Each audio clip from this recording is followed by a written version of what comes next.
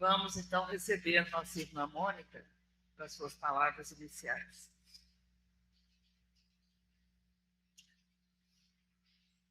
Bom dia a todos. Muita alegria nesse domingo estar entre irmãos. Isso conforta muito os nossos corações. De ver aqui a mocidade, essa dificuldade para acordar cedo, né? Está firme e forte. E é interessante como essa casa movimenta vibrações. Ano passado, nós reunimos para fazer o planejamento dos eventos. E nós fazemos o planejamento dos eventos aqui da Casa de Lacos, com seminários, com tudo que acontece no decorrer do ano, em meados de junho a setembro. Então, tudo que está acontecendo esse ano foi programado o ano anterior. E na primeira reunião, nós levamos os dirigentes da mocidade, Tiago e Fran, né, Fran, Lúcia, Josi, a Luciana, que está ali no cantinho de ciclo de palestra, o Pascoal aí do Departamento de Suporte às Reuniões Públicas. Enfim, para toda a diretoria doutrinária, a sugestão de um tema, que esse tema fosse para nós o tema central das nossas atividades, os 50 anos da Casa de Jesus. E eu lembro bem, nós estávamos reunidos lá na sala da mocidade, né?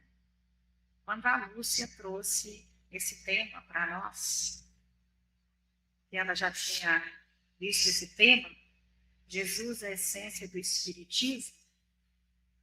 E nada por acaso, os departamentos acolheram esse tema tão maravilhoso e tão profundo que nós vamos ver nesse seminário que foi preparado com muito amor e muita dedicação. Jesus é a referência moral maior da humanidade. Sua essência dentro da doutrina não está ligada ao poder, ao medo ou à punição, mas ao amor, à caridade, ao perdão e à transformação interior. Allan Kardec, ele nos apresenta Jesus como o modelo mais perfeito que Deus ofereceu ao ser humano, para servir de guia e exemplo. Mas o que discutir dogmas, o Espiritismo busca viver os ensinamentos de Cristo no cotidiano. A essência de Jesus no Espiritismo, para mim, pode ser resumida em alguns pilares: amor ao próximo, compreender, acolher e ajudar sem julgamento. Caridade, não apenas material, mas também moral. Ouvir, respeitar, perdoar e consolar. Reforma íntima, reconhecer as próprias imperfeições e buscar evolução espiritual. Humildade, entender que todos estão aprendendo. Esperança, confiar na justiça divina e na continuidade da vida espiritual. Seguir Jesus não é apenas admirar suas palavras, mas permitir que ela transforme nossas atitudes. O Cristo não veio para ser distante da humanidade, mas para ensinar que o amor é o caminho mais seguro para a evolução do espírito.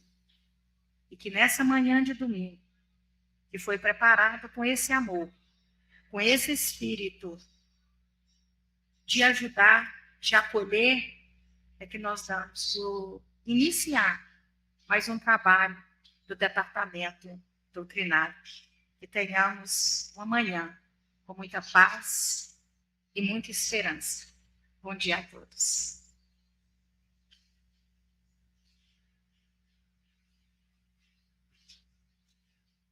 Agradecemos a nossa irmã Mônica.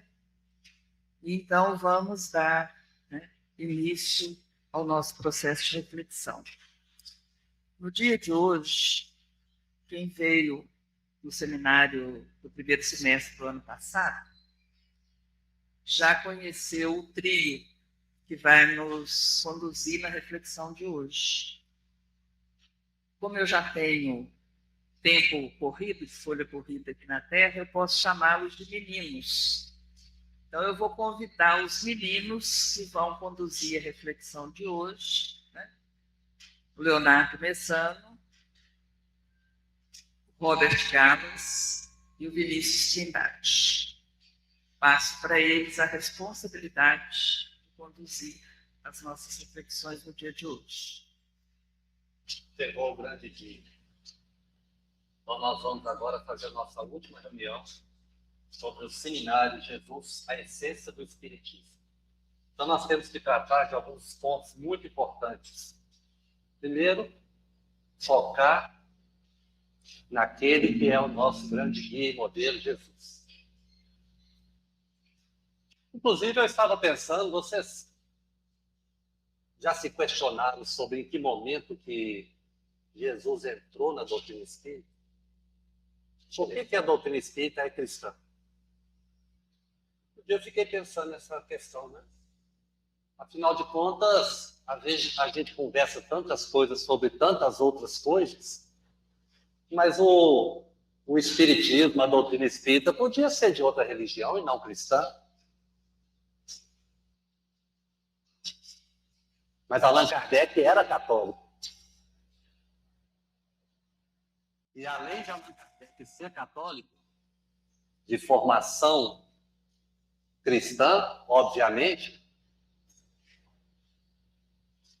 a família de Kardec era muito renomada em Lyon e na França. Família de muitos magistrados, advogados, médicos e teólogos. E como se não bastasse, eu pensando e pesquisando, ele ainda foi ter uma formação na Suíça, no Instituto Iberdo, que era de, basicamente, predominância protestante, cristã também. E como se não bastasse, Pestalozzi, que era o grande líder, diretor, presidente desse instituto, muito evoluído para a época, porque a proposta de educação era inovadora, de vanguarda, considerando o espírito como realmente deveria ser tratado, principalmente as crianças, no processo de inclusão. Allan Kardec teve a oportunidade, naquela escola, naquele educandário, de lidar com uma diversidade muito grande de crenças. E aí, sabe o que é interessante? O Allan Kardec, não enquanto Allan Kardec, mas enquanto professor de Ivaí, ele fez uma proposta de reformular a educação francesa, ao governo francês. E nessa proposta, ele colocou que a grande dificuldade dele era entender, dentro desse processo de educação, desse movimento de tirar de dentro para fora, entender o que era ideia inata. Porque ele percebia que as crianças já traziam consigo informações, já traziam consigo habilidades. E ele não tinha dificuldade, ele tinha muita dificuldade, aliás, de entender o que era a ideia inata. Não tinha como saber o que era a ideia inata. Veio a descobrir, depois, com o advento da doutrina espírita, né, exatamente com a ideia da imortalidade da alma, o que é a ideia inata, né, todas essas características que nós carregamos enquanto espíritas das nossas encarnações. Se eu estou entendendo bem, essa ideia inata que ele descobriu é uma ideia inata, mas que veio antes do nascimento. Antes do nascimento. Então não era a partir daquele momento que depois veio a se chamar de reencarnação. E a gente precisa enquanto espíritos, começarem a entender por que nós viemos numa casa espírita, né? Qual é o sentido da gente vir buscar na doutrina espírita este conhecimento? Porque senão nós vamos ficar só no movimento do aspecto formal. A gente vem à casa espírita, toma um passe, bebe água fluidificada, mas e aí? Né? A gente precisa fazer com que esse conhecimento trabalhado no seminário seja conhecimento para as pessoas saírem com informação e aquilo ali seja elemento transformador. Né? O movimento espírita ele precisa auxiliar a nós espíritos esse crescimento, esse movimento, essa transformação. É interessante quando a gente pensa na proposta da nossa reflexão desse seminário, Jesus, guia e modelo. A gente vai lá na questão 625, quando Kardec pergunta aos espíritos imortais qual o tipo mais perfeito que Deus enviou ao homem para servir de modelo e guia. E a resposta é direta. Me deu um branco aqui. A pergunta é o tipo, não é o espírito, não é a pessoa? Não, é o tipo. E às vezes a gente foca na resposta, e é importante focar na resposta, mas esquece de analisar a pergunta. Porque quando faz o questionamento, a gente pode pensar assim, ou alguém pode pensar assim, não, mas é tão difícil ser Jesus, só que a pergunta é qual o tipo, não é quem. E aí aproxima-se de nós nas nossas condutas, nas nossas ações. Então, qual o tipo? Se a gente parar para pensar, nós temos em Jesus o nosso maior exemplo de caridade, de bondade, de gentileza, de tolerância. Então, eu, dentro das minhas limitações, das minhas imperfeições, das minhas dificuldades, eu posso me esforçar também para ser esse tipo. É como se trouxesse para nós um padrão. Né? Qual é o modelo? Qual é o exemplo a ser seguido? Né? Então, eu estou diante de uma tarefa na casa espírita. Determinadas situações ali, na minha condução. Como que eu vou fazer essa condução?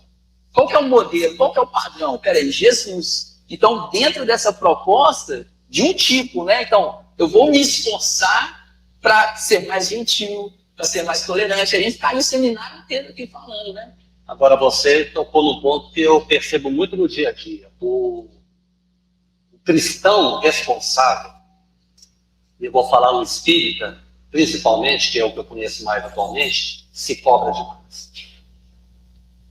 É impressionante quantos que não estão aqui porque não deram conta da autocobrança de ser Jesus. Então, os deslizes, as nossas imperfeições, as nossas dificuldades, para muitos é insuportável. Por quê? É como se você quisesse transpor imediatamente para um padrão que precisa de um caminho para chegar lá. Um processo. E a doutrina nos esclarece, né, Vinícius? Que na natureza nada dá saltos. Tudo tem o seu momento. Tudo tem o seu tempo.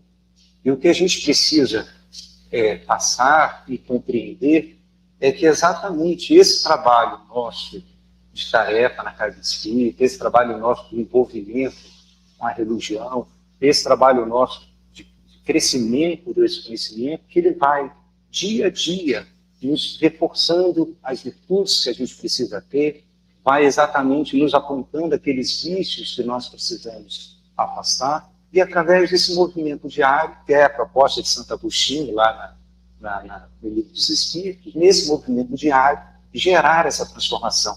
Então, a doutrina espírita, ela não vai transformar, ela vai dar o elemento para que a gente possa refletir, e através dessa reflexão, a gente ir mudando, e essa mudança no dia a dia. Né? Agora você falou uma coisa, vou te passar a palavra, por que a gente é tão abraçado a essa casa, né? Porque eu encontro de pessoas que falam assim, nossa, se eu tivesse, eu vivia o tempo todo a fraternidade. Né?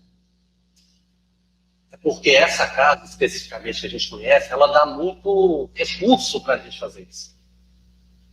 Você pensar nas possibilidades que a pessoa tem para desenvolver isso, para fazer esse processo, essa caminhada, é uma diversidade coerente com o que Kardec viu na sua história, para poder entender, sem preconceito, as crenças, as ideias, os propósitos, e trabalhando com criança.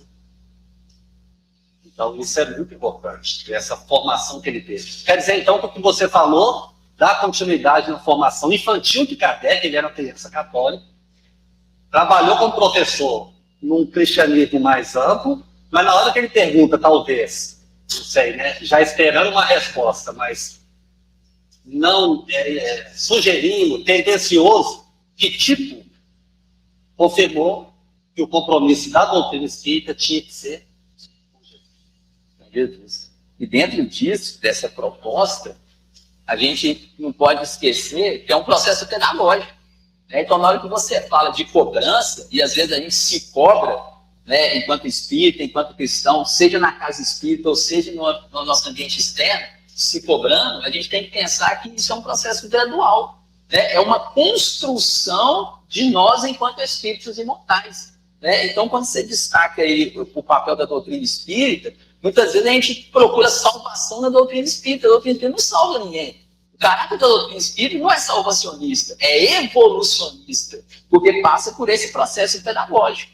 Né? E é nesse processo que nos convida a olhar para dentro de nós, para as nossas ações, para as nossas atitudes, para os nossos comportamentos, nas coisas pequeninas, para ver se guarda coerência com o modelo Jesus. Porque às vezes quando a gente fala assim, modelo Jesus, aí você pensa nas coisas grandes, fazer coisas grandes, mas e as coisas pequeninas, corriqueiras do dia a dia? Porque repara, nós gostamos muito do rótulo, não gostamos, Vinícius? Léo, eu gosto de falar assim, olha, eu sou espírita cristão. Rótulo é uma coisa, ok. Mas eu me comporto, enquanto espírita cristão, nas pequeninas coisas do dia a dia. Porque, repara, situações corriqueiras que acontecem sempre, a gente não escorrega, não desvirtua daquilo que o Jesus fala para nós. Porque Jesus fala para nós de paciência, fala para nós de tolerância, fala de gentileza. Como é que nós vamos lidando com essas situações? Né? Corriqueiras sempre está acontecendo no nosso dia a dia. E se não sabe o que acontece, a gente vem à casa espírita, vem para o trabalho, a gente está lá no trabalho da sopa, por exemplo, aí fica lá, achando que está fazendo o nosso movimento, aí fica lá. Cadê aquela fulana antipática que não veio? Né? Então, assim, não fica só um movimento formal, né, de vir à casa espírita, de realizar uma tarefa, mas o que verdadeiramente interessa é essa transformação que o Robert está nos colocando, né? Esse movimento íntimo, né, de cada um. Então, a doutrina espírita ela não é moralista, porque ela não está aqui para apontar ao Leonardo o erro do Leonardo.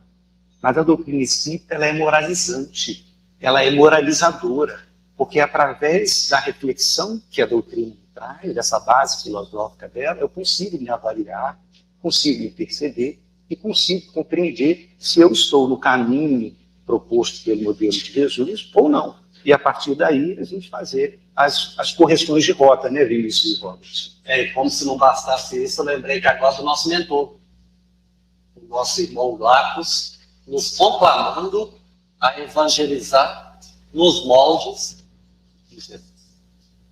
É demais. Evangelizar nos moldes de Jesus é o que nós temos que nos apoiar nesse seminário. A nossa base, né? Inclusive, vamos sentar um pouquinho para trabalhar um pouco? Vamos sentar? Abraço.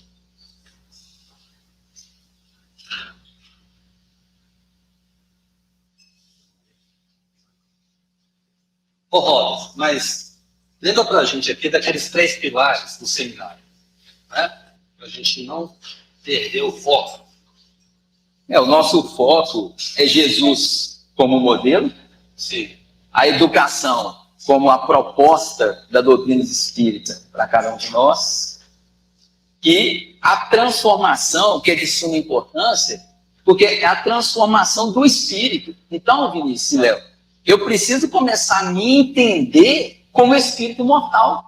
Para eu trabalhar um processo educativo na minha vida, seguindo os moldes de Jesus, primeiramente, enquanto espírita, eu preciso verdadeiramente me reconhecer enquanto espírito imortal. Isso é uma revolução. Porque quando eu me reconhecer como espírito, eu vou começar a enxergar quais são as minhas reais necessidades de espírito e também daquele que caminha comigo. Porque aí fica aquele questionamento assim, será que hoje eu busco na minha vida atender as minhas necessidades de espírito imortal ou é os prazeres humanos, as questões materiais? Corpo ou alma, né? Nossa, você ficou bom demais, viu? Você acha que dá para falar no seminário? Necessidades, né? Do espírito imortal. Será que nós estamos vivendo conforme isso, né? Conforme essas necessidades? São prioridades nossas? Eu lembrei agora de André Luiz dizendo que muitas vezes, ainda mais o Espírito escorrega muito nesse ponto. Ele fala numa das suas obras que a gente sofre por questões que não são essenciais. Então, se você pensar os nossos milímetros do dia a dia, as nossas competições, nosso sofrimento, a própria falta de saúde por questões que não são reencarnatórias. E o espírita mal informado, mal estudado, ele costuma levar tudo para outra vida. Dificuldades de relacionamento, no trabalho, no corpo físico, né?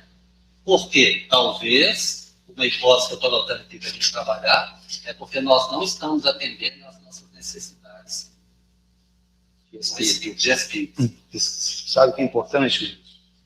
Nós vivemos num mundo material, né? Então, essas trocas materiais são necessárias. A gente precisa comprar as coisas, a gente precisa pagar os boletos, a gente precisa, né? Então, a gente vive um mundo de trocas materiais. Acho que o grande ponto é que nós estamos num padrão entendendo que só as trocas materiais são essenciais.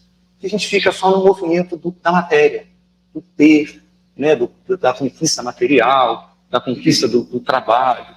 Mas o espírito, quando ele compreende, né, se compreende, se enxerga enquanto espírito mental, ele vai entender que o movimento é muito maior do que a conquista material, né? Não que os bens materiais não sejam necessários, são necessários. A gente precisa se alimentar, a gente precisa morar, natural.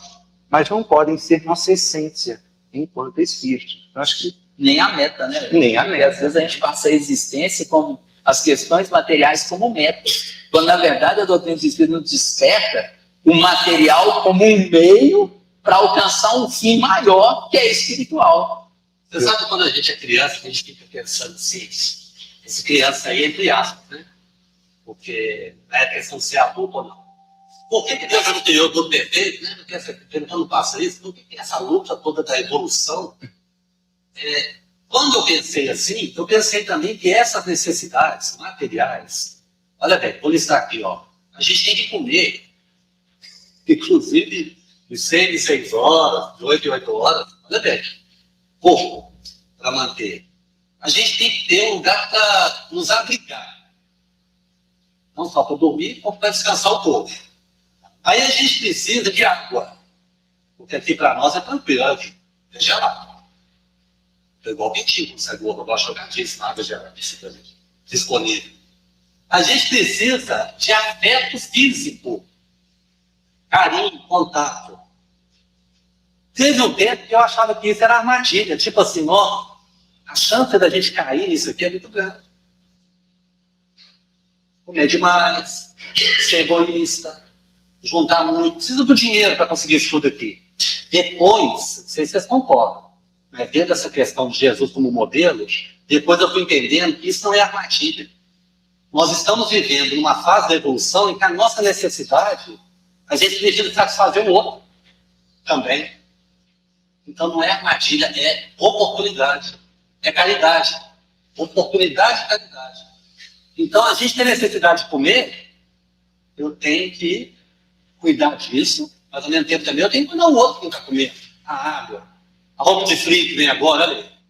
Então são necessidades materiais que podem nos elevar para um patamar espiritual. Ou seja, muda as necessidades materiais para daqui a pouco eu precisar só de me focar nas necessidades espirituais. Mas eu acho que isso é um talento, né? É um talento que a gente vai desenvolvendo, não é isso? Por falar em talento, me lembrei da parábola dos talentos. Ó, falei talento e lembrei disso. Eu lembrei da parábola dos talentos, que é aquela parábola em que o Senhor ele sai para viajar e deixa os talentos para o seu servo. Chega para um servo e fala assim, deixo aqui a você 5 dos meus talentos. 5. A outra ele deixou 2 talentos e a outra ele deixou 1 talento. E foi viajar. E passado algum tempo ele voltou. Né? E antes desse retorno, né, o próprio servo que recebeu 5 talentos, ele aplicou esses 5 talentos e multiplicou. criou outros 5. O servo que recebeu os 2 talentos também fez o mesmo movimento, multiplicou e criou outros 2 talentos. Ficou com 4. Ficou com 4. Mas aquele servo que recebeu 1, teve medo. E ele guardou o talento debaixo da terra. E o Senhor, ao voltar, ele perguntou ao servo dos 5 talentos: cadê os meus 5 talentos? Senhor, né? Sei que o Senhor é muito rigoroso, está aqui, eu fiz, multipliquei os seus 5 talentos, estão aqui seus 5 mais 5. E o Senhor disse: servo bom, né? Servo bom, se foste fiel no pouco, vai ser fiel no muito, né? Vem comigo. E assim ele fez também com o servo de 2 talentos, né? Perguntou: cadê os meus 2 talentos? E multiplicou também. E quando ele perguntou para aquele servo que ficou com o talento, Estava com medo? que estava com medo, o servo disse isso: assim, eu sei que o senhor é muito rigoroso, muito certo com as suas coisas. E eu tive medo, escondi os talentos, escondi o talento para não perder. Sabe? E exatamente nesse ponto, demonstrando esse medo que ele tinha. Né?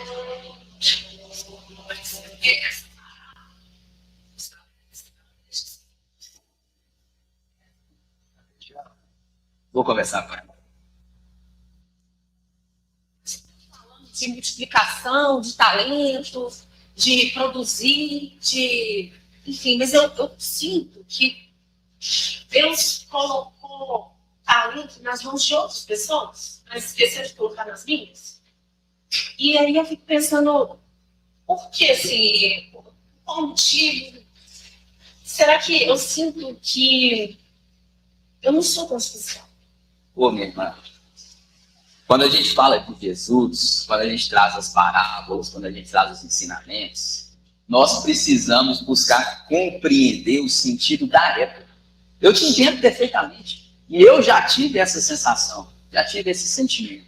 Mas quando a gente começa a estudar o Evangelho, a Boa Nova, e esse é o processo de evangelização, né, nos evangelizarmos, nós vamos observar que quando Jesus está trazendo na parábola dos talentos, que os talentos, ele está falando de algo valioso. Aquilo que o Senhor entrega para cada um dos seus servos, 5, 2 e 1, né, Léo? Era algo muito valioso à época.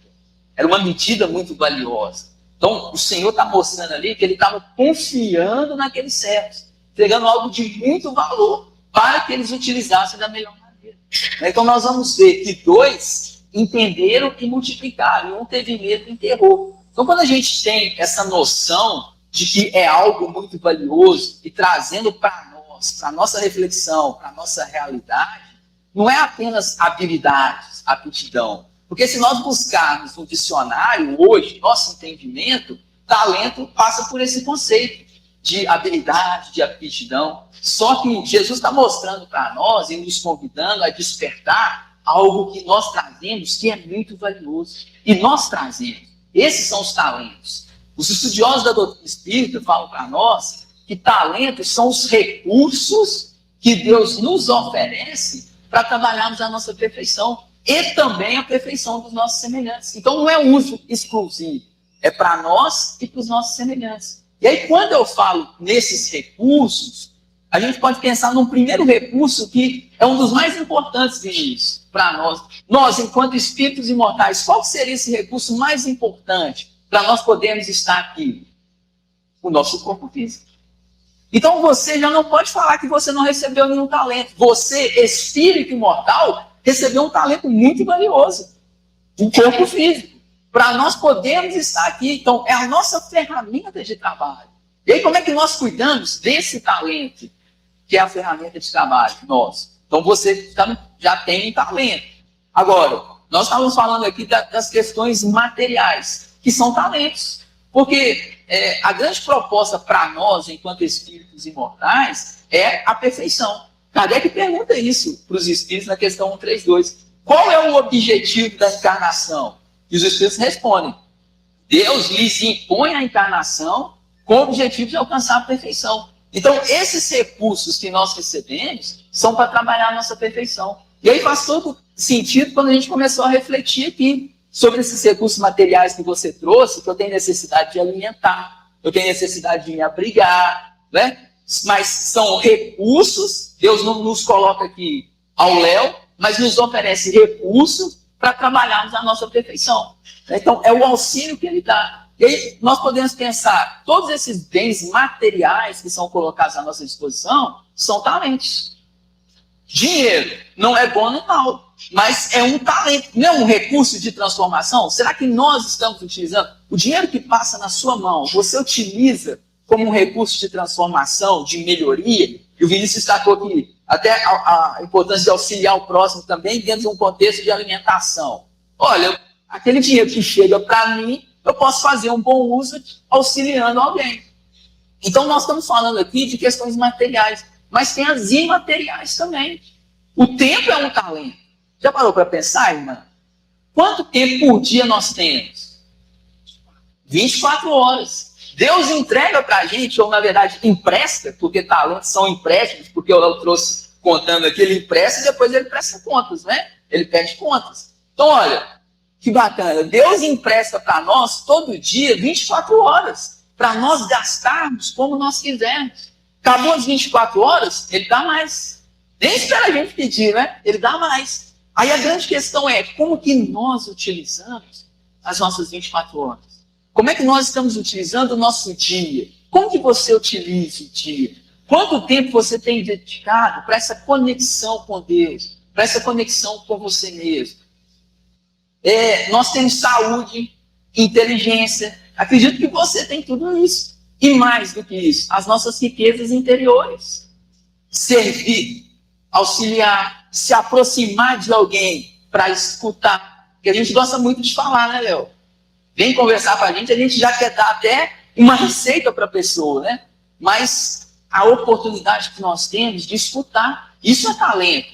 Um talento para a gente desenvolver, né? Dedicar o nosso tempo ao próximo. Então, foge daquela questão apenas do material, trazendo para o nosso dia a dia, para aquilo que nós temos. Todos nós recebemos inúmeros talentos.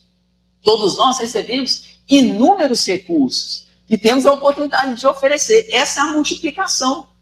Como que eu multiplico? Olha, um talento da escuta, eu vou multiplicar sentando ao lado de um familiar, de um amigo, escutando. Quantas pessoas ao nosso redor estão ali precisando de auxílio, de uma palavra amiga, de um sorriso, de um abraço? Isso é talento. Faz sentido para você? Mas aí eu devo servir? Por que eu devo servir uma pessoa que enterra seus talentos? Quando você fala em enterrar os talentos, você está falando em oportunidade? A pessoa enterra as oportunidades? Olha, se nós olharmos para nós, quantas vezes nós também enterramos as nossas possibilidades? Porque às vezes eu tenho oportunidades no meu dia a dia, oportunidade de escutar alguém, e eu deixo de escutar. Eu não estou enterrando um talento, né?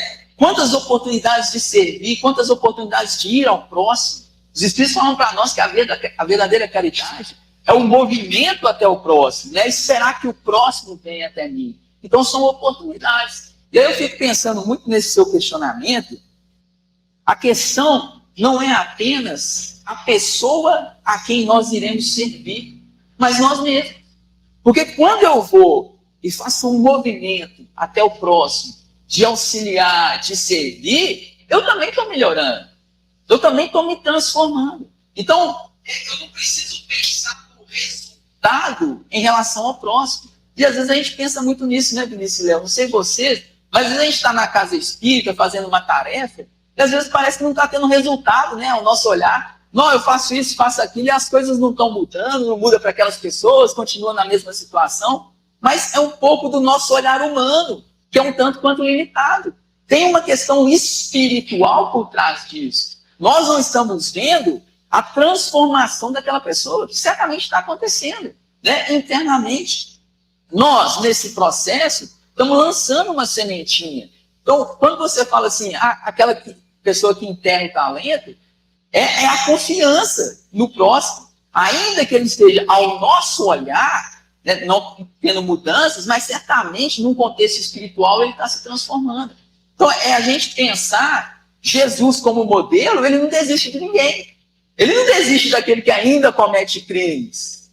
Ele não desiste daquele que ainda comete os erros. Olha como é que é bacana a gente pensar nisso. Porque há um processo de melhoria gradual, tal como nós falamos. Quando Judas chega para entregar Jesus, o que Jesus fala com ele? Amigo. Amigo, a quem vieste? Ele não desiste em nenhum momento de Judas, assim como não desiste de cada um de nós. Né? Então, nós vamos nos esforçando com os talentos que nós recebemos, mas uma grande proposta na minha opinião, ele está enterrando os talentos. O que eu posso fazer para despertar nele os talentos dele? Para que ele possa aproveitar as oportunidades que ele está tendo, inclusive na casa espírita, né? Nas nossas tarefas. Recebemos aqui tantas pessoas, tantos companheiros, o que nós estamos entregando de nós mesmos? Aquele irmão que chega na tarefa, e às vezes nós estamos ali como tarefeiro, quando ele sai, ele leva alguma coisa da gente. Olha que bacana pensar nisso, né? O que nós deixamos para ele? Né? Passa pela nossa avaliação. Isso é processo de evangelização. Então, seguir Jesus como modelo guia é um jeito da gente se evangelizar. Sim, nós estamos refletindo, vocês concordam, Vinícius e Léo? É uma forma de evangelização, porque às vezes eu foco muito no outro, né? Ajudar o outro, para o outro evangelizar. Olha a pretensão. Quando, na verdade, o convite é a minha evangelização. E evangelizar é trazer os ensinamentos de Jesus para nós. É um despertar de consciência. Olha como que é bacana isso. Porque às vezes eu vou despertar consciência e não auxiliar o outro. Porque quando eu vejo um irmão com dificuldades, com necessidades maiores que a minha, me faz refletir sobre a minha vida. Me faz refletir sobre aquilo que eu tenho, e como que eu estou utilizando, me faz refletir sobre a minha saúde. Às vezes o irmão está numa situação mais difícil que a minha, e eu paro para pensar, gente, eu aqui de saúde, o que eu estou fazendo? Então eu começo a ver as fragilidades na minha vida. É um despertar, né? Isso é evangelizar nos moldes de Jesus, seguindo o exemplo de Jesus. Então não é o Robert que vai até ali, mas é a proposta cristã. Não é a minha visão limitada, mas uma visão do Cristo. Que eu chego até o outro nesse convite de despertar consciência. Porque, olha, a pessoa pode estar ali necessitando de um alimento, de um cobertor, eu vou lá e entrego para ela. Ou ela vem aqui na fraternidade, toma um prato de sopa, um café, e às vezes eu termino a tarefa, Vinícius, e falo assim, obrigação cumprida. Será que é mesmo? Né? O que eu entreguei para aquela pessoa? Porque não é só servir um prato de sopa, não é só servir um café, é o que eu entrego, o que eu coloco de mim nesse momento de servir, né? O que eu passo para a pessoa. Então a gente vai observar que a casa espírita, dentro dessa proposta de beneficência, né? A casa espírita, ela atende materialmente. E nós destacamos aqui que é importante o atendimento material. Mas não é só o material. A casa espírita é uma escola de almas. Ela educa espíritos. Mas a questão da evangelização. A minha dúvida que eu estou agora é quando a gente é criança, é melhor evangelizar quando a gente ainda é criança, não é isso? Eu não estou entendendo. Bom, isso é um tema muito importante, Carol, pelo seguinte. Nós precisamos passar a compreender os conceitos que estamos aprendendo aqui na Casa Espírita. A gente vem à Casa Espírita e aprende sobre a imortalidade da alma. Mas o que significa ser imortal? Né? Significa que nós tivemos morte e nós não temos. Como assim, Léo? Não ter? Bom, não sei também, porque a gente são alguns conceitos que ainda não nos é dado conhecer. Mas fomos criados simples e ignorantes, e nós não temos. Ou seja, a simplicidade, simples, quer dizer que nós somos um. Nós não viemos de uma outra parte, nós fomos criados. Tá? Não somos fruto de uma divisão de algo. Simples, ignorantes, desprovidos de conhecimento. Né?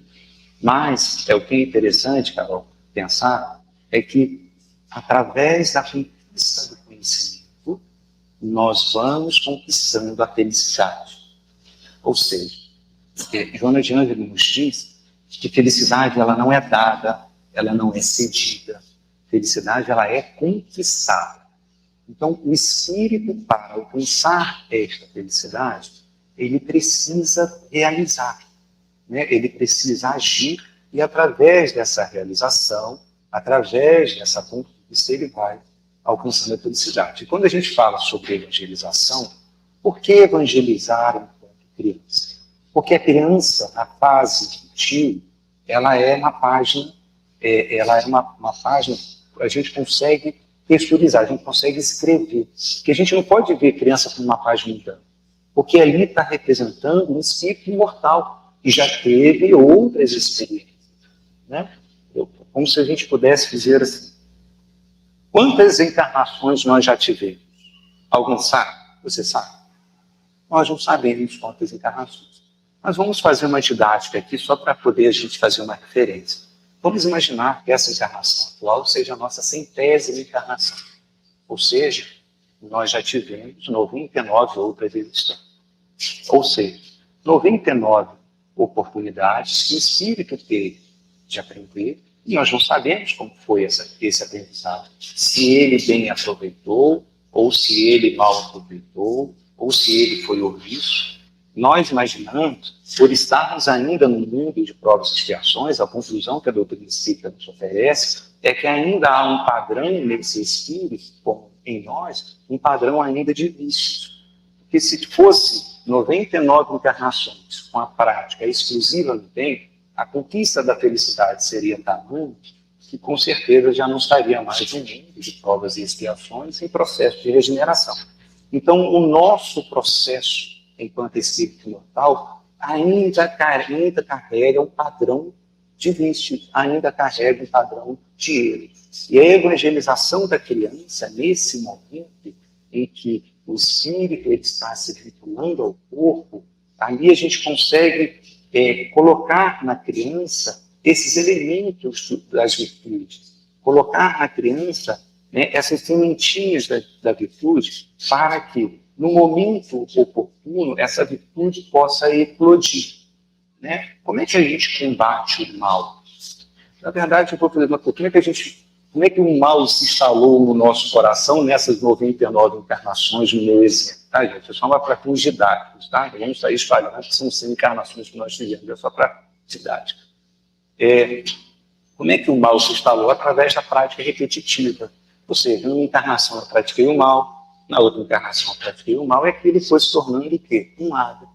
Né? Aquela prática do vício, aquela prática do erro, aquela prática do egoísmo, aquela prática do orgulho, foi se tornando um hábito. Então, como é que eu faço para poder agora abafar esse mal? Através da eclosão do bem, das virtudes. E a criança, por ela estar exatamente no momento de esponja, né? É uma esponjinha, ela absorve. E aí a gente, ao ensinar esse conhecimento a ela vai poder ter elementos para poder fazer o efeito comparativo. Espera aí, é tão bom fazer o bem que eu vou deixar de fazer o mal. Não é que o mal se acaba, mas o mal se abafa. E através dessa comparação, ela vai fazendo esse movimento. Entendeu, Gabi? Entendi. Mas o que ela vai aprender na evangelização que ela não pode aprender em outros lugares? E o que tem de tão especial nesse conhecimento que a gente pode ver ele como um talento? Boa pergunta. Carol, questão número 1 do Livro dos Espíritos, você sabe? Essa todo mundo sabe, né? Qual que é a pergunta? O que é Deus? E a resposta veio: Deus é a inteligência suprema, causa primária de todas as coisas. Não é isso? O que significa inteligência suprema? Se eu estou botando uma referência de supremo, quer dizer que há uma necessidade de se fazer essa referência. Porque senão os espíritos colocariam que Deus é a inteligência única. E não foi essa a resposta. A resposta veio: Deus é a inteligência suprema. Se é suprema, é que está acima. Se eu estou referenciando algo que está acima, é porque há algo abaixo. Não é isso? Então, seguindo um pouco na leitura do Livro dos Espíritos, lá na questão 76, Kardec pergunta, né, qual definição se pode dar dos espíritos? E a resposta veio: são seres inteligentes da criação. que aqui Espírito já com E maiúsculo, ou seja, já nós, individualizados. Ou seja, a palavrinha se assemelha, inteligente. Mas observe, cara, na questão número 20, a palavra inteligência ela está substantivada. Deus é a inteligência. Substantivo enquanto essência.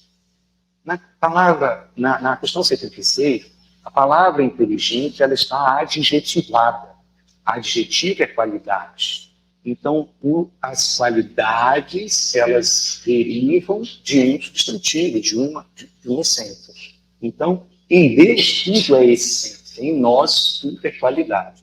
Isso nos impõe o raciocínio de que Deus imprimiu em nós, na sua criação, características que nele é essência. Então, o que eu quero dizer com isso, Carol? Que nós carregamos características de Deus em nós. Então, por exemplo, Deus é bondade. Nós somos bondosos. Deus é amor. Nós somos amorosos. Então, em nós sempre é qualidade. Por isso que a gente não pode falar que nós somos imperfeitos. Porque Deus não é imperfeito. Como que ele criaria a imperfeição em nós? Nós estamos imperfeitos, né? Porque a imperfeição, o prefixo in de negação, não é oposição, é só negação. Então, nós estamos imperfeitos, né? Então, Deus é perfeito. Nós somos o quê? Perfectíveis. Ou seja, nós carregamos conosco a capacidade de nos aperfeiçoar. Então, quando você me pergunta, né, por que ensinar a criança nessa página, né, por que aqui na evangelização, exatamente para dar à criança esse desenvolvimento da perfectibilidade. Existe um filósofo, né, que não é vinculado à doutrina espírita, o Kant, que ele diz uma coisa interessante. Ele coloca que a educação desenvolve a perfectibilidade. Ou seja, essa capacidade nossa de se aperfeiçoar, ela é potencializada com o processo educacional. Por isso que a evangelização, né, ela dá esse caráter orientativo ao espírito, para que ele possa, exatamente nessa fase inicial, de um recomeço de uma etapa dentro da sua imortalidade, ele ter a orientação. E essa orientação dar ao espírito a capacidade de tomar as decisões, de dar sentido, né? de direcionar o caminho.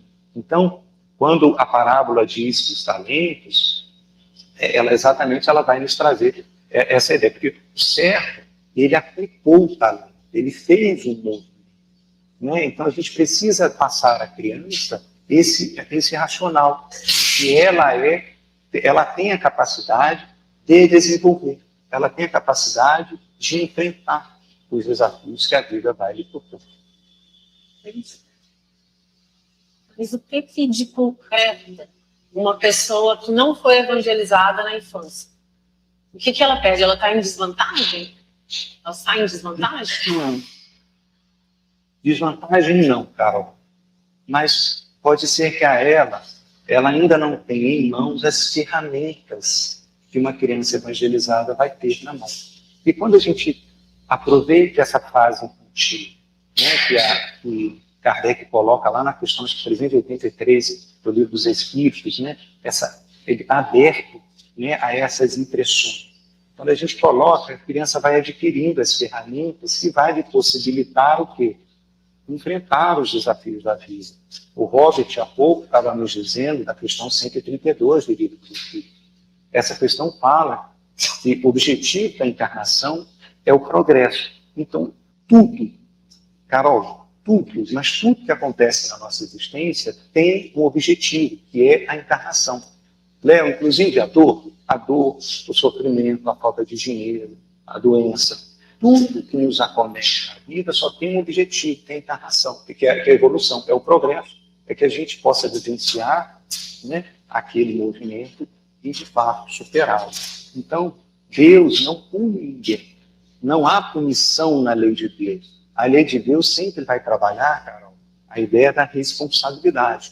Eu, espírito, sou responsável pelos atos que eu cometo. seja os atos cometidos nessa encarnação, ou seja os atos cometidos em encarnações anteriores. Então, o que é o objetivo da evangelização? Exatamente colocar essas ferramentas à criança para que ela possa desenvolver e agir com os elementos certos na hora que a dificuldade vier. Uma criança que não é preparada para a evangelização e não tem essas ferramentas, né, o espírito, quando ele não tem essas ferramentas que a doutrina nos esclarece da imortalidade da alma, ele tende a ter medo, como o terceiro servo, né, que não usou, escondeu o talento, não usou as suas habilidades. Ele teve medo. Por quê? Porque ao enfrentar, ao entender o desafio que teria à frente, ele teve o receio de se omitir. Então, esse é uma consequência de quando você não trabalha essas ferramentas. Porque o objetivo do nosso processo encarnatório é viver essas dificuldades que a vida vai nos impor. Porque é através dessa vivência das dificuldades que nós vamos conquistando a maturidade espiritual enquanto ser, entendendo, olha, eu sei que se eu realizo isso, eu tenho essa consequência. Então, ótimo, então eu não vou mais realizar isso, porque eu não quero mais essa consequência. Isso passa a ser maturidade. Quer ver um exemplo, Carol? Vou exemplificar. Se eu soltar o celular da mão, o que vai acontecer com ele? Você tem certeza disso? Tem? Vocês têm certeza? Né? Por que você tem certeza? Porque nós já vivenciamos um aspecto da lei de Deus, que é a lei da gravidade. Né? Nós já aprendemos a lei da gravidade. Por quê? Porque nós sabemos que se a gente solta um objeto da mão, o objeto vai ao chão e quebra-se com o objeto frágil e destrói.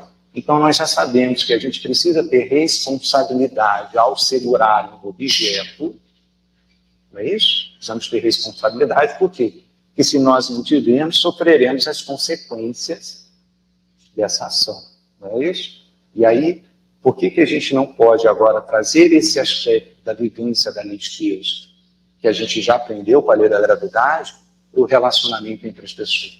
Porque nós temos responsabilidade com o outro. E a gente não pode deixar o sentimento do outro ir ao chão. Porque se for ao chão, trará danos, trará consequências. E nós seremos o quê? Responsáveis. Então, nós espíritos, cara, nós estamos na Terra exatamente por esse processo de aprendizado. E a gente tem, basicamente, 3 formas de aprender. Né? 3 formas de aprender. Você quer saber 3 formas ou posso passar? Eu quero saber. Então, tá bom. 3 formas de aprender. A primeira forma que o espírito aprende é através da consequência, através do próprio erro. O que quer dizer? Eu erro e com o meu erro eu aprendo. Essa modalidade, ela é a forma mais comum de aprendizado do espírito. Entretanto, é a mais lenta, é a mais devagar. Por quê? Porque nem sempre eu, espírito, consigo associar a dificuldade que eu vivo hoje com a causa que gerou essa dificuldade. E, por exemplo, quando eu coloco a mão numa panela quente, eu já logo tiro, ou seja, eu sei que se eu colocar a mão ali, terá a consequência da dor, então eu aprendi. Né? Se eu coloco a mão do dedo na tomada, eu já logo tiro. Quando eu consigo identificar a causa, eu sei o efeito. Agora, nós espíritos nem sempre conseguimos, no primeiro momento, identificar a causa daquele efeito evidenciado hoje. A gente vai descobrir que a causa, né, a gente só vai distinguir a causa, talvez alguns anos, algumas existências futuras, né, que a gente vai descobrir que foi esse momento de dificuldade que vive hoje foi originado de problemas passados. Então, essa é a forma mais comum e a mais rica. Em segunda forma, tá, é aprender com o erro do outro. Porque a gente também, num processo de convivência, né, da sociedade, a gente pode visualizar no outro e falar, olha, aquela conduta eu não quero para mim. Nós perdemos a oportunidade da convivência porque, ao conviver com o outro, o que a gente faz? A gente quer saber só do outro, não quer saber da gente. Então, por exemplo, eu identifico que o outro é egoísta. Isso significa dizer que eu sou egoísta, porque eu só vou conseguir identificar no outro aquilo que eu tenho. Né? E aí, não, eu identifico o egoísmo no outro e fico só com essa análise e fico falando para todo mundo, né, que o outro é egoísta. Então a gente perde a oportunidade de aprender com o erro, o que poderia ser o processo. E a terceira forma, a forma proposta pelo Cristo. E, inclusive, essa é o objetivo central da evangelização. É aprender com conhecimento. O Cristo veio nos trazer o conhecimento para que, através da ação neste conhecimento, nós possamos crescer. Eu não preciso errar para aprender. Né? Eu não preciso errar. Está lá na questão 120. O espírito é obrigado a passar pela feira do mal para evoluir, ou seja, precisa errar para aprender, seria um contrassenso. Porque se eu tivesse que errar para aprender, eu voltaria no plano espiritual, meu mentor falaria, Léo, você já matou alguém? Não, nunca matei. Então volta para matar, porque você tem que aprender errando. Não é assim. Não funcionaria assim. Mas os espíritos respondem, pela fieira do mal? Não, pela fieira da ignorância. Ou seja, é através desse processo de construção do conhecimento que eu vou dando àqueles seres a capacidade de quê? De fazer essas conexões. E aí ele, através do conhecimento, tomar as suas decisões. Essa terceira forma é a forma mais rápida, mas é a forma que a gente menos usa, né? É a forma que a gente menos faz. Então, o processo da evangelização, ele tem uma extrema importância a nós espíritos, aos evangelizantes que estão na casa espírita, a nós pais, educadores, né, exatamente para poder aproveitar esse momento da etapa encarnatória, onde todo esse padrão comportamental das 99 encarnações ainda não se concluiu, né, na junção ali do espírito com o corpo, né, o espírito ainda não traz todo aquele seu padrão de comportamento para poder a gente ali semear, né, e plantar a semente com o objetivo exatamente do espírito ter, nesse momento, a capacidade de fazer a árvore das virtudes crescer, abafando, né, os vícios existentes. E aí é muito importante esse movimento, porque aquele espírito que porventura é relegado à participação da evangelização da criança, não é que ele não tem a oportunidade, porque Jesus também nos ensinou a parábola do filho pródigo.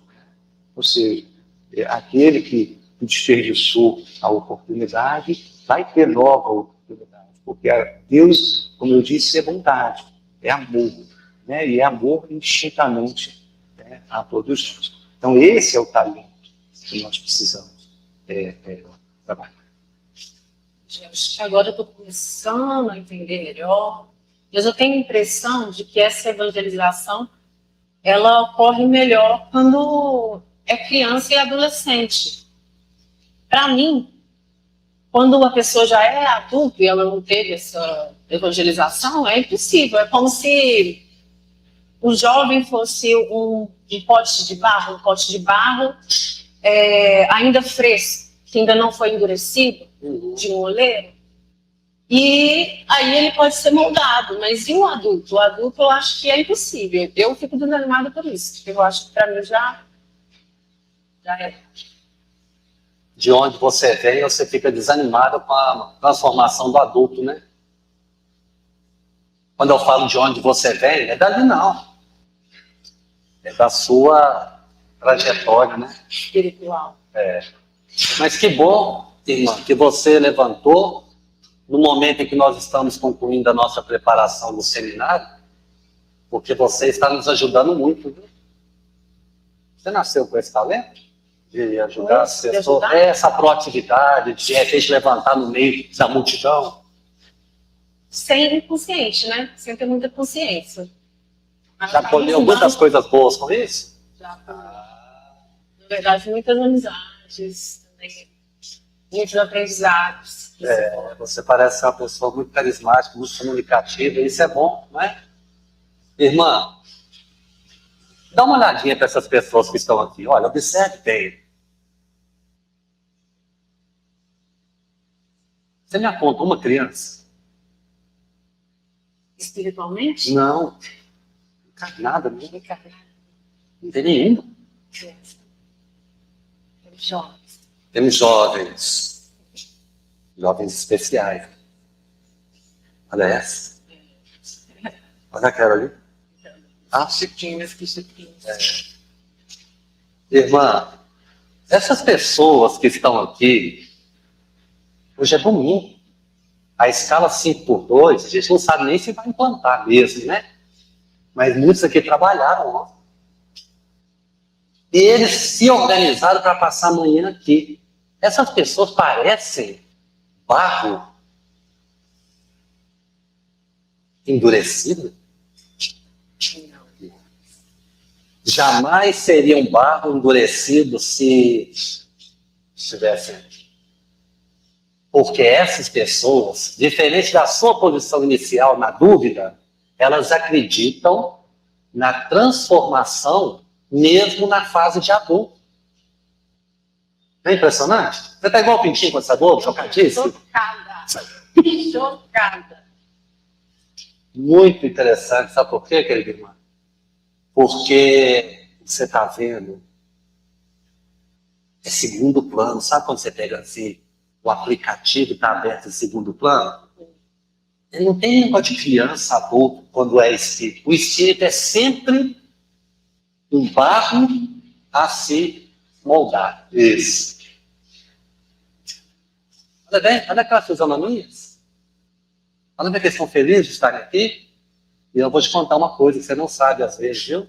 A maior parte, talvez até todos, tem uma contribuição aqui nessa casa, nessa fraternidade. Você está entendendo por que a parábola dos talentos é também uma essência do Jesus na doutrina espírita? Nós reservamos essa manhã para acoplar, para conectar Jesus com a doutrina dos espíritos. Porque essas pessoas trabalham e estão fazendo um esforço muito grande para ser diferente em nome de Jesus.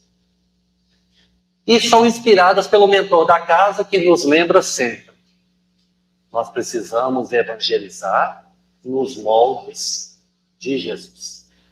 Então, quando a gente trabalha essa questão do adulto, e como a gente está, parábola Jesus e atualidade, nós vamos lá na Samaria.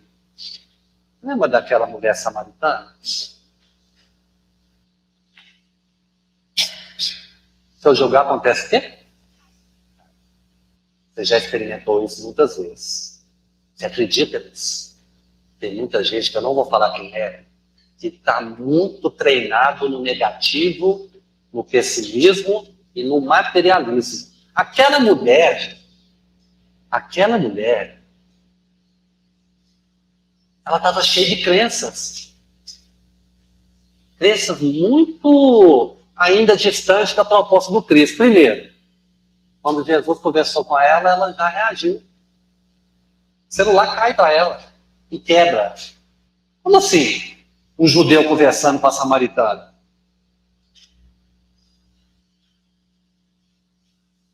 A mulher samaritana, a partir do princípio que naquela manhã tarde, porque era meio-dia, no poço de Jacó, jamais um judeu conversaria com ela. Segundo, o que o senhor está fazendo aqui? O senhor não tem corda nem balde?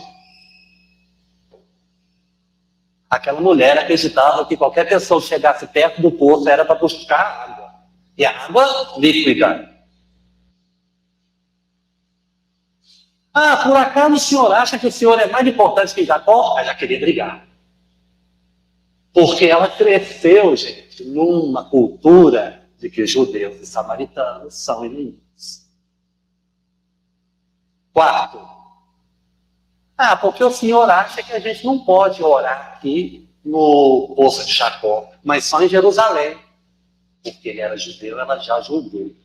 Você está vendo como que o adulto, ele só é um barro endurecido, rachado, a quebrar-se, quando ele é muito apegado nas suas questões de conhecimento, de vivência, e não está disposto a transformar, a pensar de forma diferente.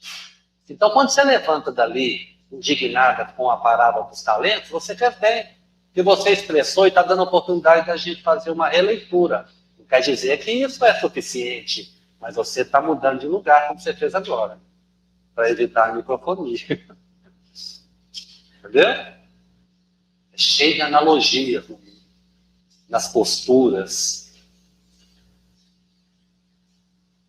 Falei da mulher, né? E Saulo de Tarso? O que você lembra dele? Mudança de Saulo, né? Paulo. Na estrada. Na estrada de Damasco. Você sabe o que aconteceu ali? Jesus. Obrigado. Que cega, né? Ele, e dali já vai encontrar na ele. Você sabe o que aconteceu, na minha opinião, querida irmã? Aquele calor do Cristo foi tão forte que o barco derreteu. Ele era muito... E as regras Certinho. superiores ali. Era a lei mosaica acima de tudo e Jesus era o inimigo. Judeu e samaritano. Saulo e Jesus. Saulo e Estevão. E aí, na hora que ele se derrete, ele já não consegue mais voltar ao formato antigo. Isso é que é bonito nessa história, né? Porque de uma rigidez extrema, o Jesus, que é a essência do amor e da nossa doutrina, nos ensina a capacidade de nos transformar. Então é um outro exemplo adulto.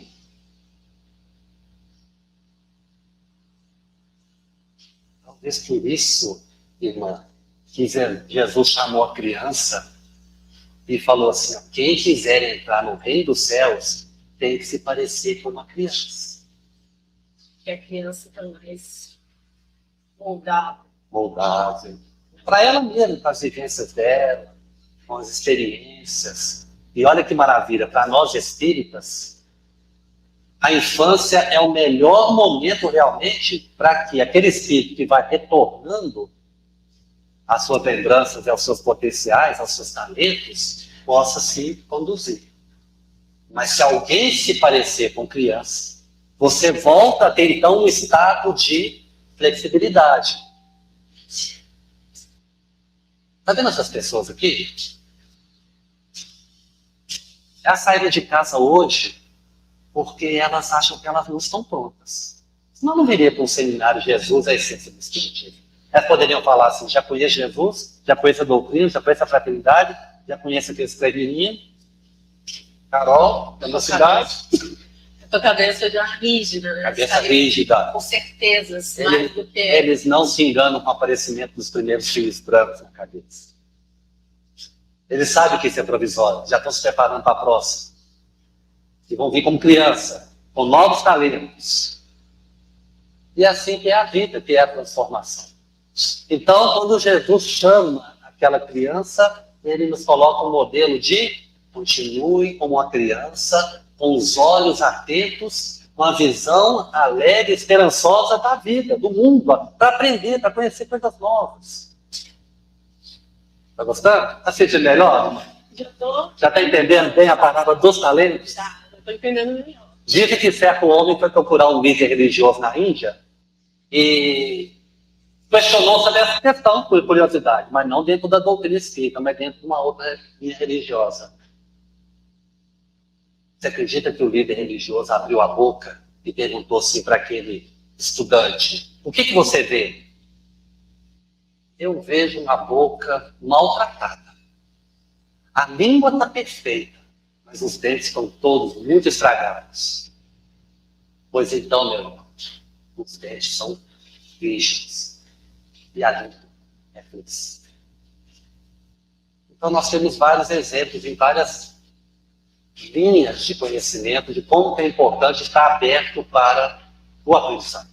Certo? Sei. O que mais que você ainda tem assim, de questão? De tudo. É. Na verdade, eu estou passando por um processo e a minha família, os meus amigos, um processo de início de mediunidade, eles têm me sugerido de eu ir numa casa com uma boa orientação, uma casa espírita com uma boa orientação. Eu não sei o que eu faço com isso. Isso também é um talento? O que eu faço? A mediunidade? É, a mediunidade. Primeiro um comentário muito breve, viu? A mediunidade é um tema tão delicado que a gente aprende com Kardec, Chico e os demais, as demais referências, que a gente não corre risco, sabe? Por isso, quando você fala uma casa bem orientada, quem te indicou isso é uma pessoa muito lúcida. Porque aqui, por exemplo, existe quase uma pós-graduação de mediunidade. A pessoa estuda 2 anos. Para poder depois ir para uma educação mediúnica, para poder depois, se for necessário, atuar visivelmente na casa com tarefa, ou simplesmente aplicar a mediunidade na vida dela. 2 anos. Tem muitas casas espíritas que, infelizmente, a pessoa falou, que alguém falou que ela é médica, já vai. E muitas vezes a pessoa não tem estrutura para isso, é um caminho para a loucura, sabe? Sim. Porque você não consegue estudar, então se você não consegue estudar, você não consegue entender, se você não consegue entender, você não consegue se amar e amar o próximo. Mas esse é o primeiro comentário. O segundo, tá vendo essas pessoas todas aqui? Uhum. Tá gostando? Você tá gostando? De todos. Todos? Todos médicos. Todos médicos.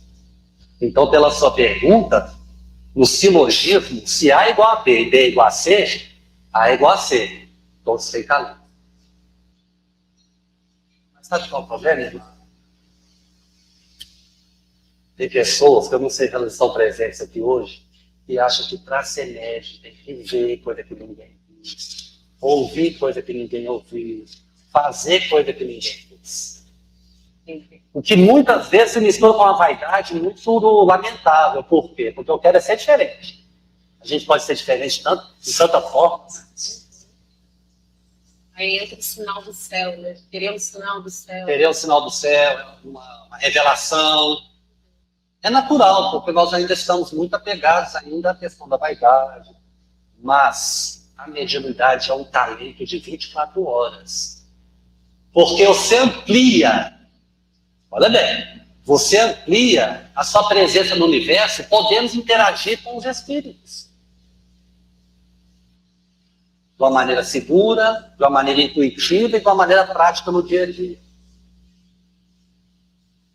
Então, essa vaidade de achar que você tem uma coisa diferente, você é paranormal, ou você é anormal, ou você tem esse compromisso, o compromisso às vezes não está na mediunidade ostensiva, mas na mediunidade de essência, que é o que o cristianismo nos convoca. Recentemente aqui nessa casa, no terceiro domingo, os espíritos nos deixam algumas orientações. Um espírito falou algo muito interessante sobre isso, sabe?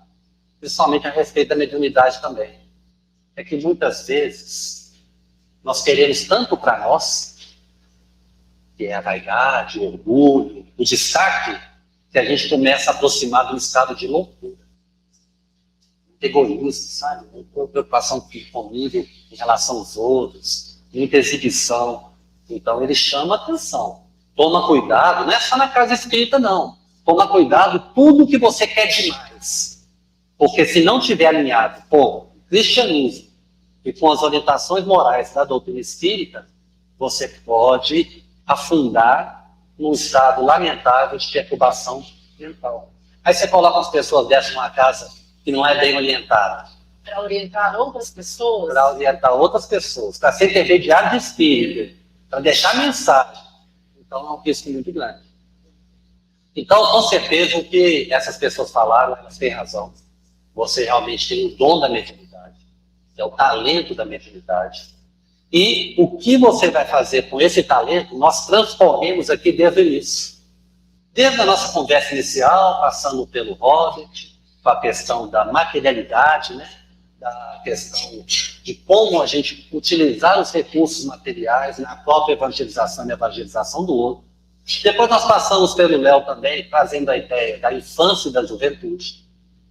Como que a gente evangeliza, como esses talentos estão presentes. E agora nós terminamos essa primeira parte, tratando do adulto e o adulto que está com muitos questionamentos sobre a própria mediunidade. Porque, tá vendo esse pessoal aqui que olhou? Tá vendo? Alguns realmente têm compromisso com a tarefa. De vez em quando aqui o nosso irmão Gladys coloca assim, A nossa irmã tem compromisso com a mediunidade. Com Jesus. Jesus, a essência da doutrina espírita. Que existe mediunidade em outras casas, em outras religiões, né, com outros credos. Mas aqui a gente aprende a mediunidade seguindo os modos de Jesus. É o nosso, vamos dizer, nosso talento mais precioso, talvez seja esse. E não é só a mediunidade, não. Agora nós vamos encerrar ampliando para todas as áreas. E não só na casa espírita. Porque sabe o pessoal aí? Daqui a pouco eu vou sair daqui e eles vão almoçar. E às vezes a pessoa não percebe que almoçar com a família é um talento, né? Saber receber, saber conversar, evitar umas conversas desagradáveis na hora da refeição, ter uma tarde boa, preparar para a semana. É impressão minha, irmã, mas você está com uma fisionomia muito... Não, vem cá. Ela está com a fisionomia muito diferente quando você levantou dali. Eu não vou falar quem é não, mas teve gente que achou que tinha que chamar uma segurança. Porque você levantou de repente, tinha aviso prévio, e as pessoas não sabiam, né? Que a nossa querida irmã Carol, ela faz parte da nossa apresentação da primeira parte. Então, Não estou possuída. ela não está representando um papel, então, tomara que tenha sido, né, um papel que represente também muitos dos anseios de todos nós.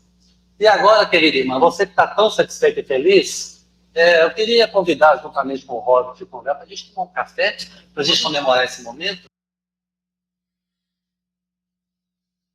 Bom, então nós estamos alimentados, né? Eu recebi algumas críticas ali no café, porque eu falei que a gente precisa se alimentar de 6 em 6 horas. E o pessoal, né? O pessoal tá falando que é menos, né? Eu tinha falado 6, o pessoal não gostou, não. Mas quem puder, gente, fazer um intervalo de 6 é um bom exercício, tá? Quem já leu o Nosso Lar sabe que não tem essas broas, né? Arroz doce, tem não. A geleia da Mônica. Até tem, gente, mas é num hospital que fica, viu? É só para aqueles que estão com muita necessidade. Lembra da necessidade? Aí eles fazem caridade. Não, dá uma geleia para ele, para melhorar. Mas a tendência é essa, né? Mas eu me saí bem com a crítica, porque eu pensei assim, não, gente, vocês não entenderam bem. São as pessoas que não têm alimento disponível. Ela só come de 6 em 6 horas e olhe lá. Aí eu achei que fui bem, né? Na justificativa. Bom, eu não quero deixar ninguém com, como dizia lá na minha avó Sebastiana, com congestão, não, mas agora é uma prova, tá? Vocês acharam que vocês iam só assistir a parte teórica, ia se alimentar no recreio, tomar o sol, e agora não ia ter uma prova? Não, agora chegou a hora da prova, tem gente que está meio ansioso aí, já está querendo fazer, não, tem que esperar as orientações, viu? Vamos fazer muito paulatinamente, vamos fazer com a ajuda de pessoas que estão já preparadas para ajudar. Então, eu queria que vocês recebessem com muito carinho o monitor Leonardo e o monitor Robert. A Lúcia também vai ajudar. Quem mais, Lúcia? E Marilúcia. E eu também, tá bom? Qual que é a ideia? A ideia, ela é bem profunda, tá, gente? Tem gente que vai sair daqui hoje igual o pintinho quando sai do ovo, chocadíssimo. Por quê? Porque você vai fazer a sua parábola. Não tem nada melhor do que a gente aplicar os ensinamentos do Cristo, e olha que toda a parábola de Jesus era educativa, nada melhor do que aplicarmos na nossa realidade, no nosso momento. Se você realizar essa atividade daqui a 2 meses, talvez você faça diferente. E é o que nós até desejamos, né? Que daqui a 2 meses nós não sejamos mais os mesmos, né? A minha parábola dos talentos. Acompanhe conosco. Pode sentar, vai demorar um pouquinho. E será como um homem que, ao sair de viagem, chamou seus servos e confiou-lhes os seus bens. Entre os seus servos estava eu. Inicialmente na juventude, o homem me deu 5 talentos. Então nós fizemos uma adaptação, pegamos o início da parábola. E qual que é o seu primeiro exercício aí agora? Não importa se os talentos da juventude estão ou não presentes, mas eu quero que você recorde, faça uma regressão até a sua juventude, em qualquer idade que você quiser. Talentos de maneira geral. Talentos aqui nós estamos considerando alguma habilidade que você tem e já tinha na juventude, que seja um recurso que você já poderia estar utilizando, já utilizou, para ser melhor espiritualmente. Esse é o talento. Vou dar um exemplo. Eu faço uma broa maravilhosa quando eu era jovem. Você só vai colocar broa aqui no número 1, se por meio dessa broa, você se aproximou de Jesus, a essência do Espiritismo. Se você fez a broa só para você, sempre comeu ela sozinho, escondido, não coloque. O meu talento está na minha área de trabalho, posso colocar? Pode. O meu talento, quando era da juventude, era muito subjetivo. Eu tinha algumas ideias que me levaram muito, até me fizeram chegar na casa espírita ou numa igreja. Vinícius, eu estou com uma dificuldade, sabe? Então eu vou te ajudar também antes dos monitores. O que as pessoas sempre falaram de você? Positivamente elogiando. Você quando criança, você quando adolescente, você quando jovem, se ainda estiver, pode colocar na atualidade. Eu vou te dar mais uma ajuda. Independente dela estar encarnada ou não. Se eu trouxer sua mãe aqui agora, e eu entrevistá-la e perguntar que talento que ela tinha ou tem na juventude? Que talento que ele tinha ou tem quando jovem? Nós temos guardanapo, gente, e temos também lenço, tá? Se alguém ficar emocionado porque agora que lembrou que deixou para trás um talento que poderia estar sendo usado agora, é para isso mesmo que a gente está aqui. Tá bom? Ô, Lúcia, você acha melhor passar tudo ou item por item? O que você está sentindo? Primeiro item? Ok. Então, monitores, vamos agora circular, eu também vou. Quem tiver com alguma dificuldade para ver se realmente entendeu a proposta, é só levantar o braço que a gente vai até o irmão, irmã, e dar uma sugestão de como resolver. O objetivo, então, por enquanto, é só preencher o número 1, 2, 3, 4 e 5. Lá no alto da atividade.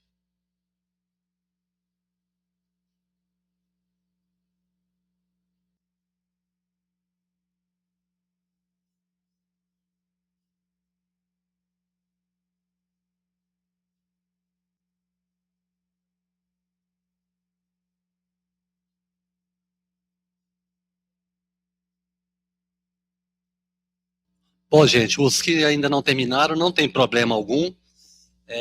Faz o seu ritmo, mas nós precisamos avançar até para a atividade não ficar muito lenta, né?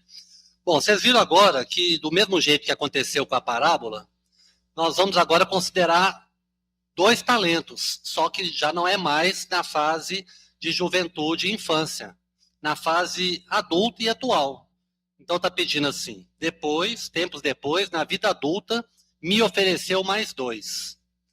Então agora você, diferente dos 5 primeiros, identificar no desenvolvimento da encarnação 2 talentos que você se descobriu com eles ou que você desenvolveu, tá bom?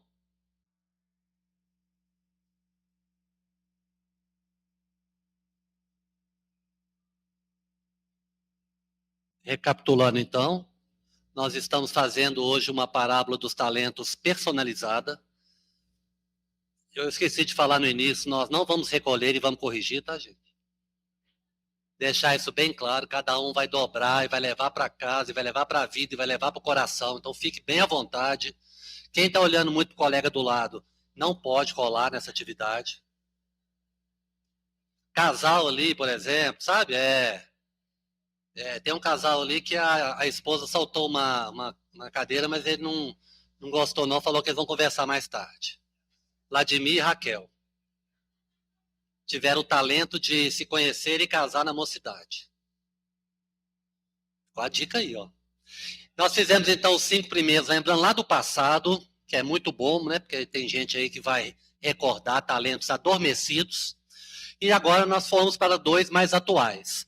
Para a gente agora desenvolver um pouco mais, nós estamos oferecendo para vocês uma tabela muito interessante. Vejam, o que havia recebido 5 talentos, saiu imediatamente e aplicou-os e ganhou mais 5. Então você vai repetir agora 1, 2, 3, 4, 5 nessa tabela maior, do lado esquerdo, os mesmos talentos que você escreveu lá no alto.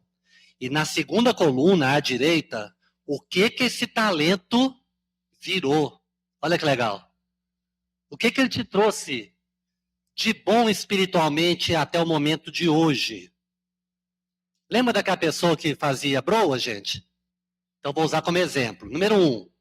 Quando eu era jovem, na casa da vovó Sebastiana, eu fazia broa.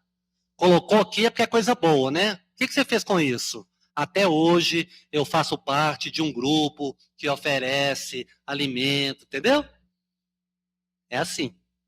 Cada talento do passado, o que você reconhece que está trazendo, ou já até trouxe, benefício para o seu espírito. Você multiplicou, parabéns, 5 talentos, ficou com 10. Os 5 que você já tinha, mais a consequência deles.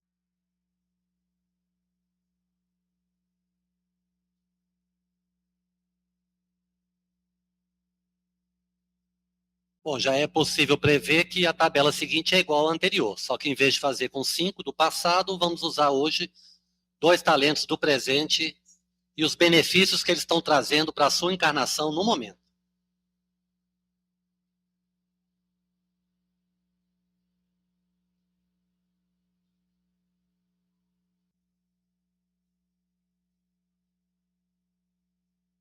Quando a gente era mais atrasado espiritualmente, nós diríamos que o próximo agora era o mais importante, né? Mas não é. Não tem um que é mais importante. Quando a gente se cobra muito, né? Como eu falei, o espírita, o cristão, o talento esquecido, né? A gente pensa no pecado, né, gente? A gente pensa Deus se afastando da gente porque eu esqueci aquele pecado, que as palavras do evangelho são mais duras, mas era para um povo que na época entendia dessa forma. O próximo é tão importante quanto os outros, mas tem que ser preenchido também. Orientação: ou você vai buscar o seu talento esquecido lá no passado, infância e juventude, e hoje ele aflorou, ou então você pode buscar um talento que você sabe que tem e não está aplicando hoje. Tipo assim, sou preguiçoso com isso aqui, mas eu sei que eu poderia utilizar e não estou utilizando. Todo mundo na minha família fala que eu poderia estar fazendo isso, utilizando isso, e eu nunca fiz. De repente, se for para aproximar de Jesus, é o momento. Né? Então agora é só um talento esquecido ou não, até então reconhecido, mas que você agora vai aproveitá-lo. Olha o que está escrito do lado. O que tenho deixado de ganhar com este talento ignorado? Olha a moça da broa aqui, gente. Gente, eu esqueci que eu cozinhava tão bem, que as pessoas gostavam tanto de se alimentar da broa. Meu talento esquecido é a broa. O que eu tenho perdido? Eu tenho perdido servir, participar de um grupo que alimenta outras pessoas. Aqui na nossa casa a gente tem vários cursos para pessoas que estão buscando até uma formação. De repente, mais para frente, pode ser, né, um curso voltado para essa área também. Um curso profissional, olha bem. Se não for aqui em outro lugar, então você não vai escrever broa, mas você vai escrever Sinóvinis. Realmente, eu fui lá na minha adolescência e juventude, ainda bem que hoje eu posso ver que eu posso aplicar ainda. Aplicar em quê? Para isso, tá bom? Aí você vai redigir as suas conclusões. O que é conclusão? De maneira geral, uma visão ampla. O que eu entendi da minha parábola? Vai sentir vontade de fazer alguma coisa para mudar. É o que você vai colocar no 1 e 2. 2 atitudes a partir de hoje à tarde. Para não falar a partir de agora. Tá bom? Então, a parte que falta aqui, um talento esquecido, o que eu tenho deixado de ganhar com ele, né, de ter como recompensa, de investir, de crescimento, o que eu vi de maneira geral na minha vida e 2 atividades.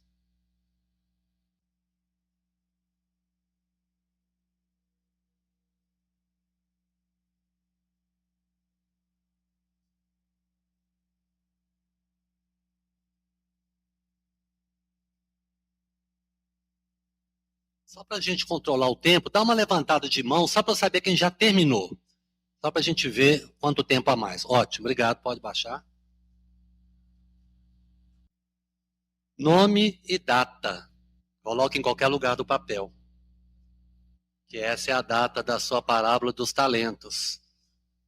Daqui a um tempo você vai revisitá-lo e vai falar, olha, como eu melhorei, como evoluí. Bom, enquanto alguns ainda estão terminando, fiquem à vontade, nosso tempo está bem ainda favorável. Muito bem, eu passo agora a palavra para a Lúcia, do mesmo modo que ela abriu. Ela vai também conduzir aqui a parte final, mas não posso deixar em nome do Robert, do Léo, da Carol, de todos vocês, termos vivido essa manhã de domingo, né? Com Jesus, com Glacos, talvez, como foi dito no início, conosco mesmo, porque é ali que as coisas acontecem, não é? Então, Lúcia, muito obrigado pela confiança, ter nos convidado mais uma vez, os meninos de branco e a menina de branco. Uma ótima semana para todos e até breve. Então, muito bom, né? Eu que tenho que agradecer os meninos, a Carol, que a gente pensa, né, traduz, confiando na mediunidade, a gente traduz o desejo da espiritualidade, chama os companheiros, coloca as ideias e eles topam. Né? Eles topam, se dedicam, se debruçam sobre aquela ideia. E eu sentadinha ali, escutando os nossos irmãos compartilharem aqui a experiência, e a minha convicção é de que a equipe espiritual que nos conduz, que nos assiste, especialmente a equipe que nos dá a oportunidade, né, do cuidar, de trabalhar, no cuidar de quem cuida, neste propósito da educação do espírito imortal, eles estão muito alegres, muito felizes, né? Porque nós precisamos de lembrar que nós somos filhos do Pai. E filho é herdeiro. Então, em nós residem todos os talentos. Todos. O trabalho, o esforço é desvelar esses talentos. Né? E a nossa irmã que disse que não aceita as suas sombras, nós somos assim. Mas a sombra só desaparece quando a gente faz a luz. Um vício só desaparece quando a gente constrói e elabora a virtude. Então, quando aqui na casa hoje, né, nós atendemos a orientação da espiritualidade e estamos buscando novas maneiras de vivenciar a palavra do Cristo, isto se dá, meus irmãos, porque irmão Glacos foi muito direto conosco. E ele nos disse, né, Marilúcia, em uma das mensagens, só o Evangelho transforma. Só o Evangelho muda. Então, o esforço que a gente tem tentado fazer é nessa direção, né? E eu queria que Marilúcia também colocasse algumas das reflexões que nós, né, vimos fazendo em torno da construção desse seminário. Eu estava ali pensando que nós já nos reunimos muitas vezes. Só que a gente às vezes não quer lembrar o porquê, né? E a alegria de nós nos reunirmos hoje para relembrar Jesus. Não é? Então, com certeza, para nos trazer até aqui hoje, nós acionamos os nossos talentos, né? E quem teve dificuldade de escrever, de lembrar, pense que nós, como filhos e filhas amados do Pai, nós temos os talentos. Só que muitas vezes nós é que não estamos vendo, enxergando, percebendo, acolhendo os nossos talentos. E é hora, né? É hora que possamos fazer brilhar a nossa luz, como nos disse Jesus. E é muito interessante porque quando nós revisitamos Jesus, quando nós relembramos Jesus, quando nós refletimos Jesus, vai nos dizer os Espíritos que nós voltamos no caminho com Ele.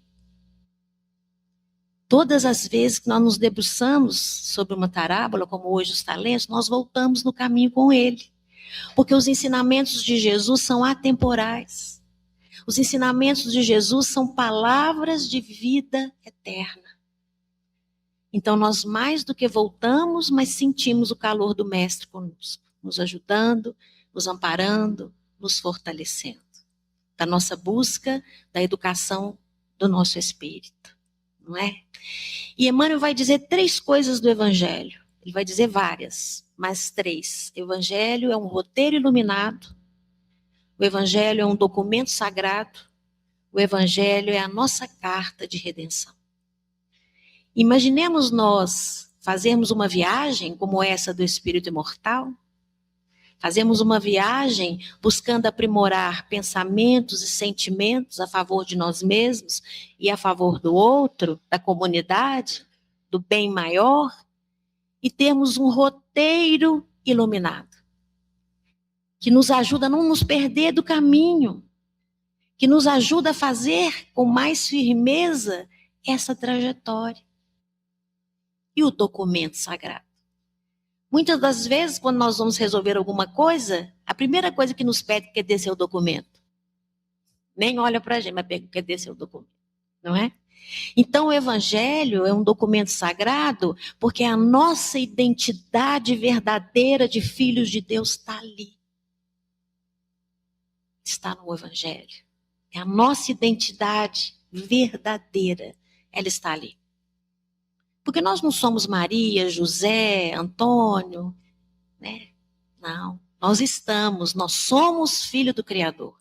Nós somos espíritos imortais em busca da luz, que Jesus falou, faça brilhar. Não é? E carta de redenção. A gente não escreve muita carta mais não, né? Mas a carta é um meio de comunicar algo para alguém. Então o Evangelho é Jesus nos comunicando como nós vamos encontrar o reino de Deus em nós. Então é a nossa carta de redenção. Então todas essas reflexões que fizemos nos permitem identificar, perceber e acolher a paternidade divina. Porque o dia que nós realmente reconhecermos que somos filhos de Deus, nós não teremos mais medo. Nós não teremos mais inseguranças. Nossa fé vai estar fortalecida para vencer a nossa trajetória. Então, que possamos acolher o Evangelho como esse roteiro iluminado para todos nós, em qualquer circunstância que estejamos, para que possa iluminar o nosso caminho, fortalecer a nossa busca. E se hoje, quero reforçar para encerrar, se hoje nós tivemos dificuldade de escrever o talento, saibamos que ele está conosco. Nós temos os talentos. Nós vamos, então, nas tarefas, no estudo, na fé, na prece, no culto no lar, nos trabalhos no bem, nas ações nas quais nós pudermos nos envolver, nós vamos reconhecendo que somos filhos do Criador e que a luz está conosco, hoje e sempre. Muito obrigada.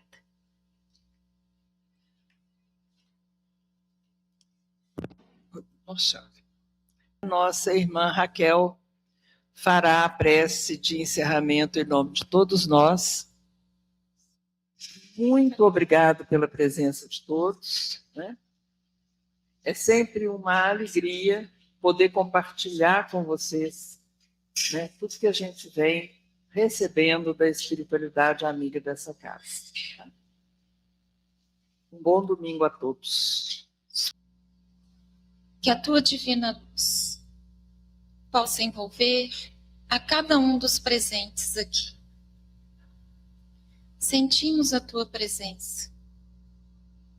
Sentimos o teu abraço amoroso, através dos espíritos amigos e protetores desta casa.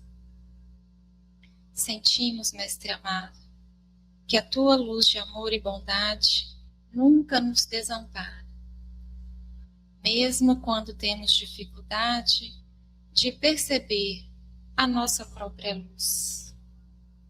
E hoje, com o teu amparo, conseguimos perceber que somos filhos do mesmo Pai, com muitos talentos, que já começaram a multiplicar, e outros que precisamos ainda trabalhar.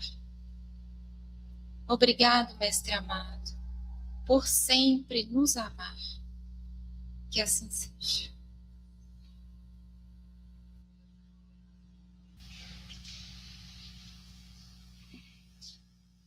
Então vamos para mais um domingo com os nossos familiares, com os nossos amigos, né?